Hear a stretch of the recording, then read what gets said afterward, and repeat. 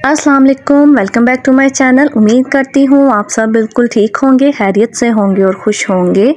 रमज़ान का महीना बहुत ही पुरसुकून और आरामदेह गुज़रता है, बहुत ही दिलों में सुकून उतारता है और हमारी जो टेंशनें परेशानियाँ होती हैं इस महीने में काफ़ी हद तक कम हो जाती हैं। हमें ज़्यादा स्ट्रेस नहीं होता, ज़िंदगी जो है वो काफ़ी हद तक चेंज हो जाती है। हमारी रमज़ान में जो रूटीन होती है वो भी बदल जाती है। शायद हम वो सब कुछ कर रहे होते हैं जो अल्लाह ताला ने फरमाया है, जिसकी हमें हुक्म दिया गया है, हम वो सब करते हैं। 5 वक्त की नमाज़ें, कुरान पाक पढ़ना, सूरतें पढ़ना, तस्बीहात करना, अस्कार करना, ये सब चीज़ें शायद हमें ज़हनी सुकून भी देती हैं, हमारे दिल को इत्मीनान भी देती हैं।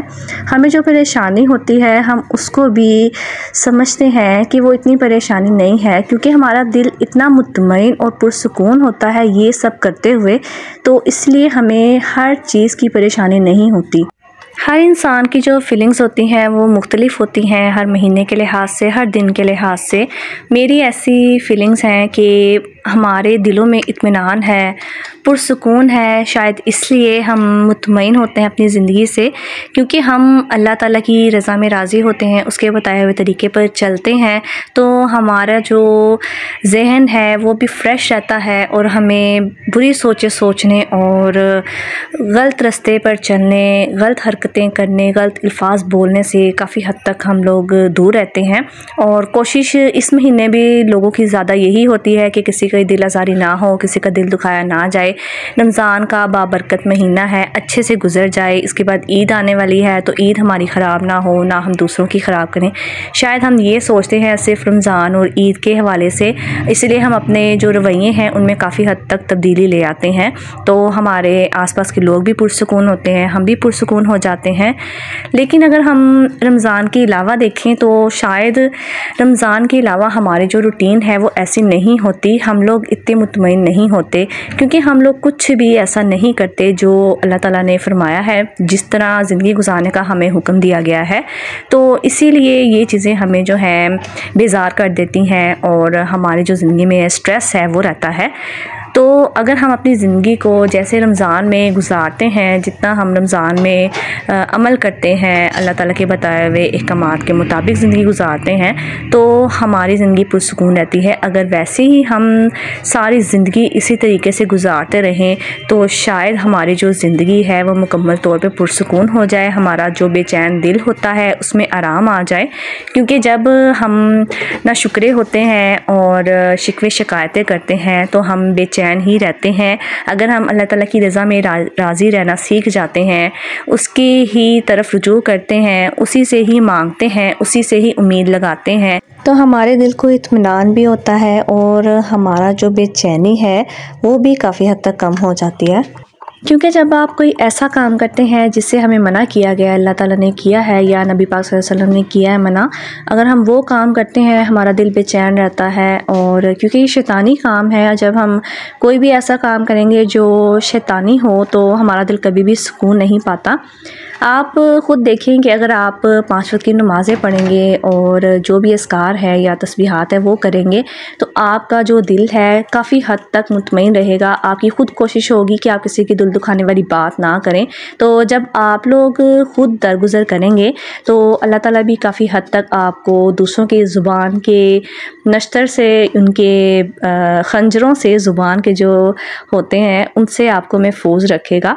क्योंकि हमारा जो है कि ना हम लोग दिल दुखाने वाली बहुत बातें करते हैं, हमारी ज़ुबान इतने अल्फाज ऐसे बोल जाती है कि किसी का दिल दुख जाता है और उससे हम कितने बड़े गुनाहगार हो जाते हैं इसका हमें भी नहीं अंदाज़ा। अगर हमें अंदाज़ा हो कि दिल दुखाने का कितना बड़ा गुनाह है तो हम लोग कभी भी ऐसे अल्फाज इस्तेमाल ही ना करें।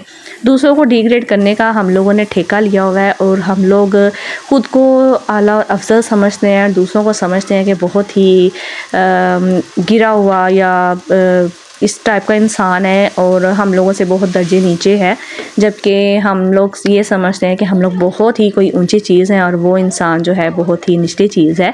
तो जब आप कोई इबादत करते हैं, कोई अल्लाह का ज़िक्र करते हैं, तो आप इन चीज़ों से काफ़ी हद तक महफूज रहते हैं। ऐसे शैतानी ख़्याल, ऐसे मगरूराना ख़्याल आपको नहीं आते।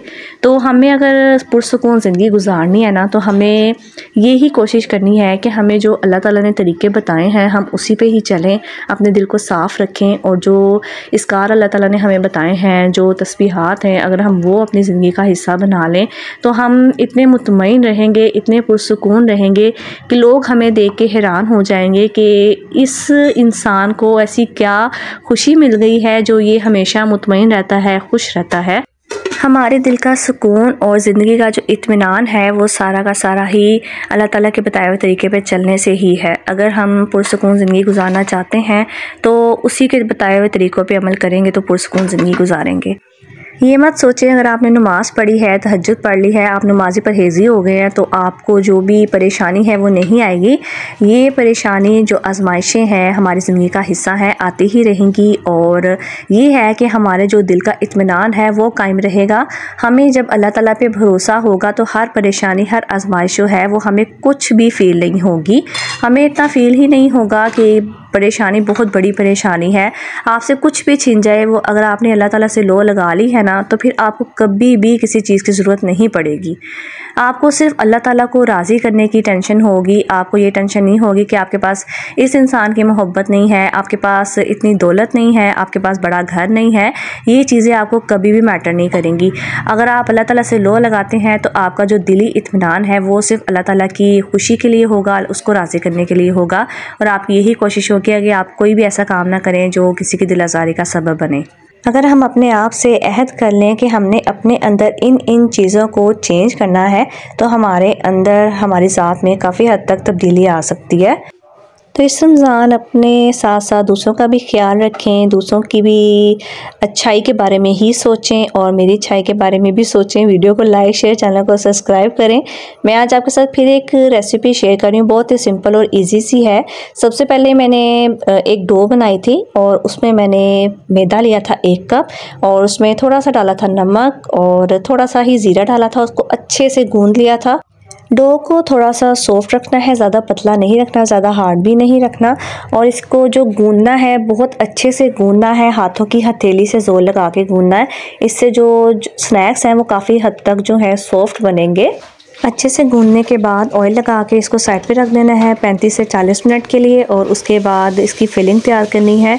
उसके लिए आलू को अच्छे से मैश कर लेना है, उसमें नमक, मिर्च, काली मिर्च, लाल मिर्च पाउडर, दादर मिर्च और चिकन पाउडर, आमचूर पाउडर, ये सब चीज़ें डाल के और थोड़ा सा इसमें डाला था धनिया और अजवाइन और प्याज, इनको अच्छे से मिक्स कर लेना है। उसके बाद 35-40 मिनट के बाद जब डो जो है थोड़ी सी सॉफ्ट हो जाएगी तो उसका पेड़ा बना के अच्छे से उसको बेल लेना है बड़ा सारा और उसके ऊपर ये सारी फिलिंग रख के फैला देनी है और छोटा छोटा इसको रोल करते हुए फोल्ड कर लेना है और उसके छोटे छोटे पीसेस कट कर लेने हैं। छोटे पीसेस जब कट हो जाएंगे उसके ऊपर हाथ रख के दोनों हाथों से इसको थोड़ा सा प्रेस कर लेना है ताकि थोड़ी सी चिपटी फॉर्म में आ जाए। अब एक बाउल में थोड़ा सा 1 चम्मच मैदा ले लें, उसमें थोड़ा सा पानी डाल के एक पतला सा पेस्ट बना लें। इन बॉल्स को उसमें डालते जाएं और साथ फ्राई करते जाएं तो इससे जो इसकी फिलिंग है वो निकलेगी नहीं और बहुत ही अच्छा टेस्ट देगी। ये बच्चे और बड़े सब ही शौक़ से खाएंगे तो आप इसको लाजमी ट्राई करें। मैं आपसे फिर मिलूँगी नए व्लॉग के साथ, तब तक के लिए अल्लाह हाफिज़।